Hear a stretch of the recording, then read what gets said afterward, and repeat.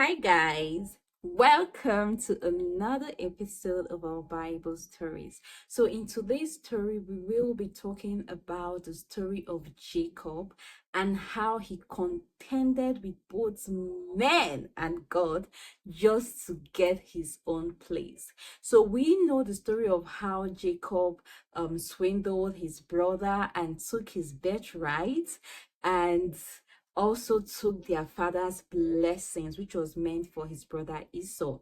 And so, because of what he did, the brother Esau swore to kill him after the death of their father. But he had to run to his uncle's house, his uncle Laban, to avoid the wrath of his brother. So after Jacob ran to Laban's house, Jacob also faced the consequences of his actions because he had cheated his brother of his birthright and of the father's blessings. And when he got into Laban's house, Laban also cheated him. Yes, what goes around comes around. So when he was there and Laban asked him for what he would pay him as his wages for staying in his house. He told Laban that he was going to work 7 years so that he can marry Laban's younger daughter, Rachel.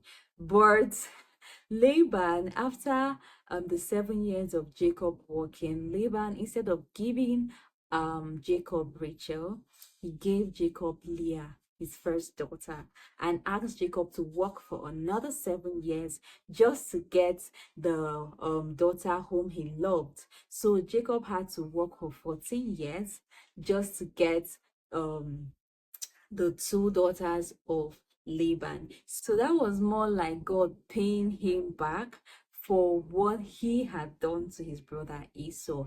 And Laban didn't end there.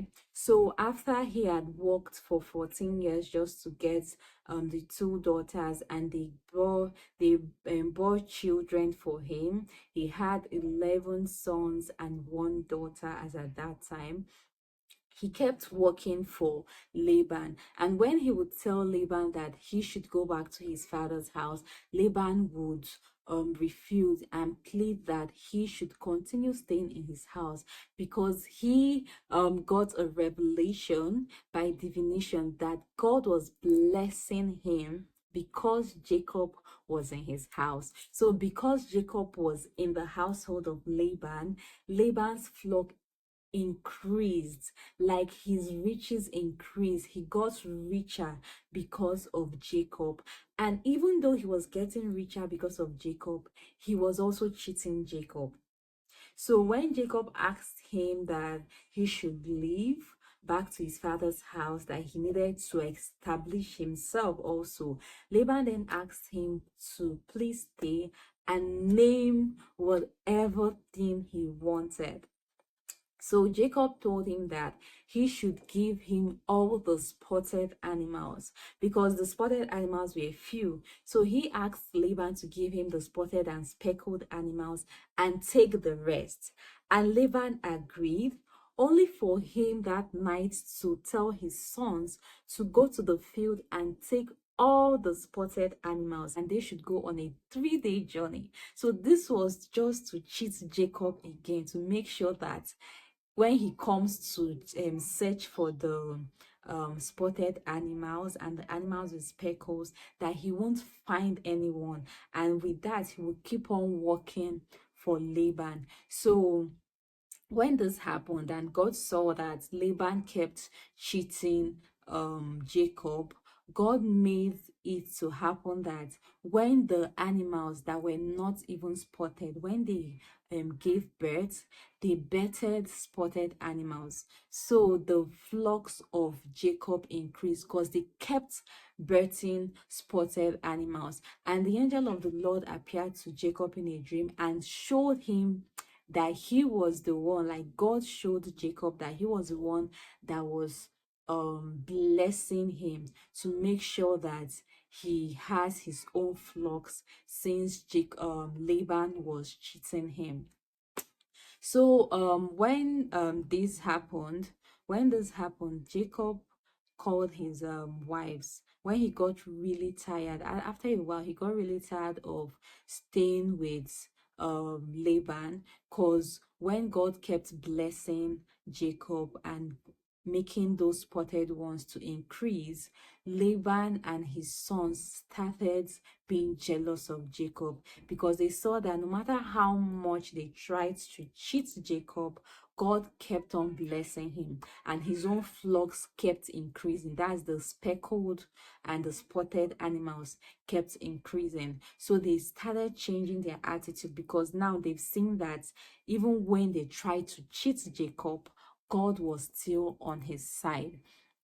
So when Jacob noticed that the attitude of Laban and his sons had changed towards him, he called his wives, that's Leah and Rachel, and told them of all their father had been doing to him, and how he has been cheating him all these years, and how for 20 years that he had been in his house, that Laban has been cheating him. First was with marrying the daughters, and now was with the flocks, which he has been working very hard for Laban. So Jacob spoke to his wives and told them that God had instructed him to go back to his father's house, and that he was going to be with him. So the wives supported Jacob and told him that they were in support of whatever he agrees or he decides to do, and that they would follow him back to his father's house. So they all planned that they were going to leave Laban's house without telling him. So Jacob took his wives, his 11 sons and his daughter, and his all his flocks, everything that he had acquired, because God had greatly blessed him while he was in the house of Laban. So he took everything, both the servants and the flocks that he had acquired, and they left the house of Laban. So while they left, it was after 3 days of them leaving that Laban found out that they had left. So he started chasing after them. But in one of the days when he was chasing after them, God appeared to him and told him not to harm Jacob, not to harm Jacob. So when he saw Jacob, he told Jacob that why would he take his daughters and his grandchildren like prisoners of war without telling him, that he would have told him so that he would organize a party and feast for them, just to bid them farewell, and that why would he steal his gods. But Jacob said that he didn't steal anything, and the reason he left the way he did was because he feared that Laban was not going to allow him to go with his wives and grandchildren. So Jacob told him that he never stole any of his idols, he never stole anything from him, that he can go around and search everybody here, that whosoever has his idols, he would kill the person. So these idols were the idols, that's the gods of Laban's household, and it was his daughter Rachel that stole it. So she took the idol, and knowing that her father was searching all the tents, she took it and she put under the chair where she was seated, and she sat on it.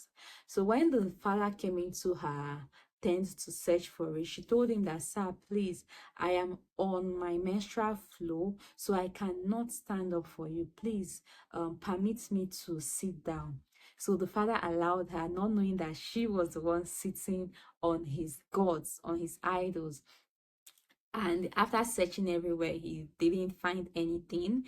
So he went back to Jacob and told Jacob that he didn't find anything.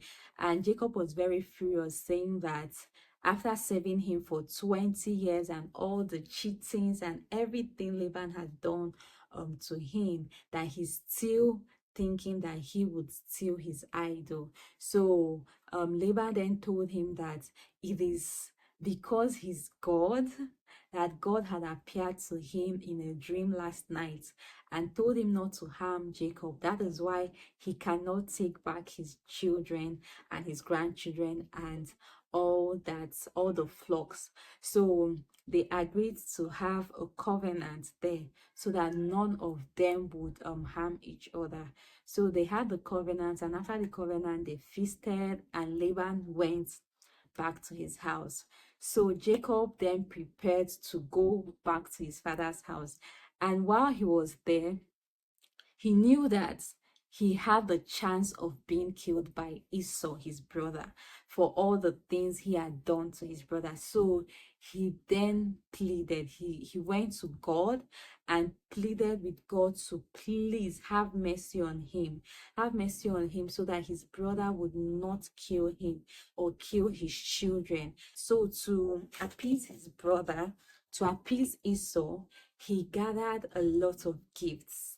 He told his servants to go first. He sent his servants first and that they should go first. So he had them in sets. So he sent a lot of gifts, hundreds of flocks, and told them that they should go to his brother Esau and tell him that his servant Jacob is coming to him and he seeks his mercy.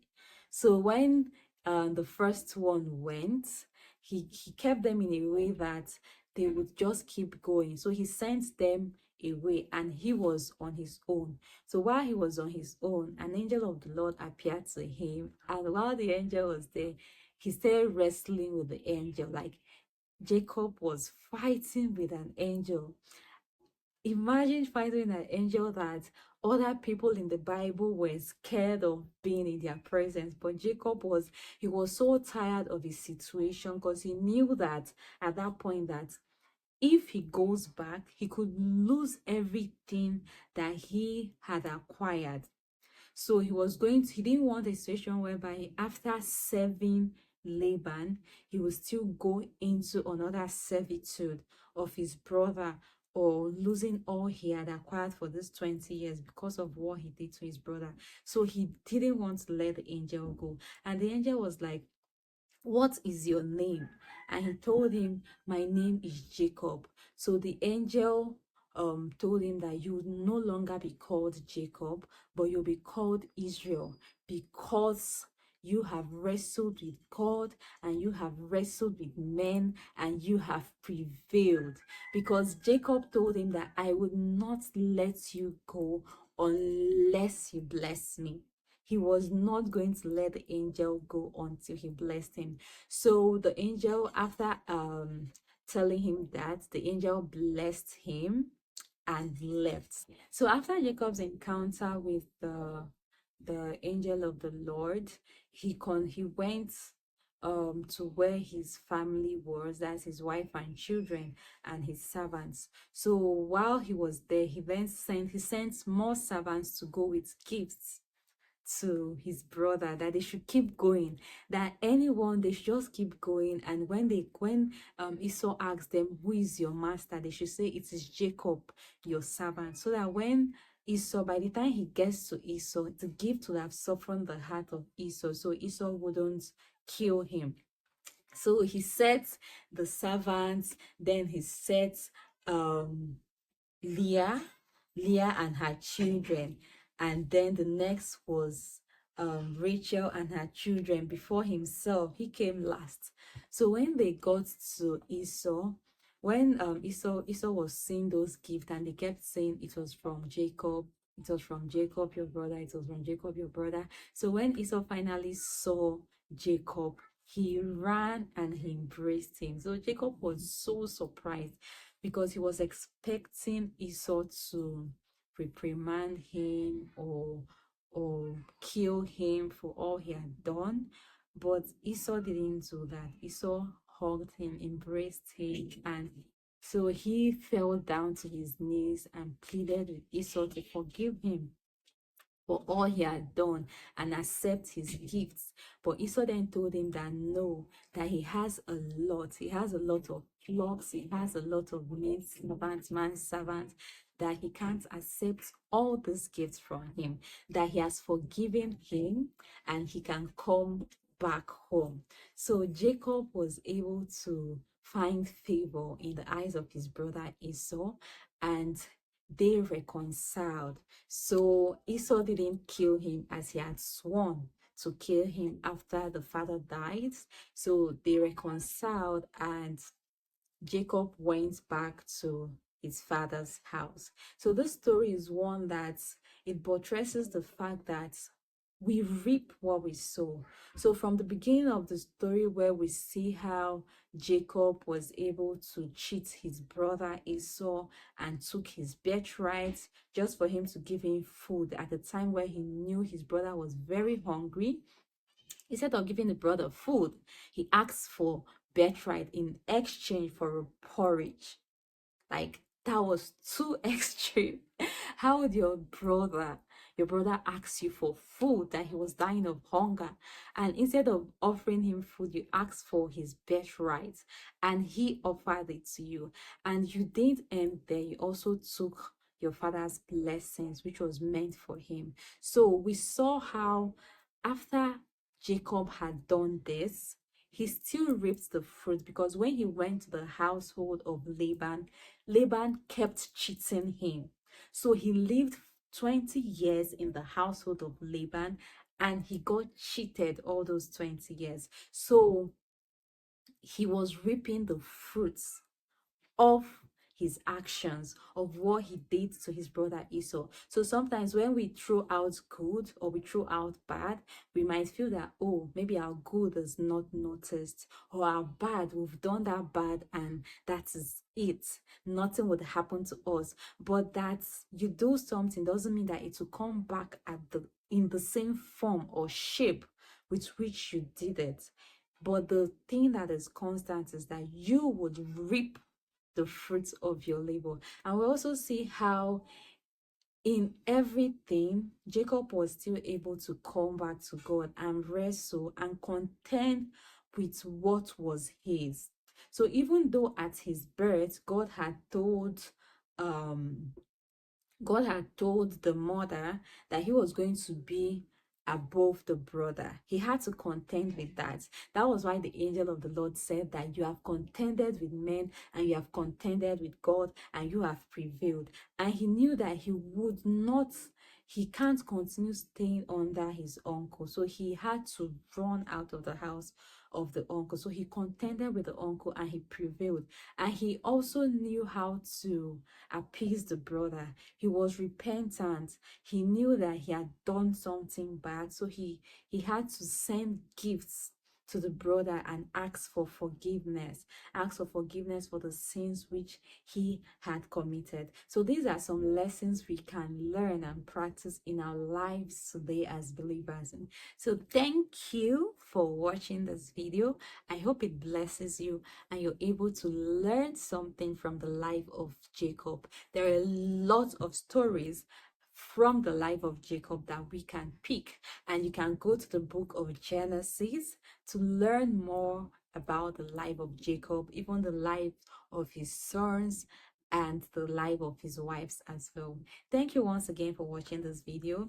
Don't forget to like, subscribe, and turn up your notification button so you know when new videos pop up.